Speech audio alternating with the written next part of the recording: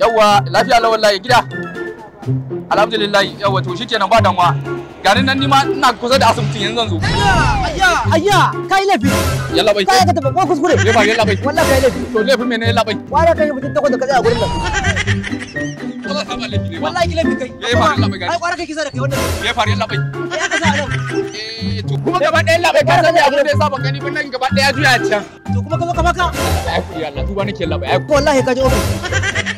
Za ka je ofis. Ai yalla bai yalla bai. Ai kuri. Ba za ka je ba kenan. To inda za yalla bai. Akwai da tije? Yalla bai waje irin da tije kuma. Ba ka je Hausa ne ko me? Yalla bai wallahi garin ne abu ne yalla bai wallahi. Wai ba za ka. Ai kuri yalla bai. Ai kuri yalla bai. Zan bayar. To ka sauri mana kai Allah kawai jama'a kuma suna wannan. Nake neman yalla bai. Wani hakura. Yanzu ta muke ne yalla bai. Kai waje ka. Wallahi sa. Ba ku.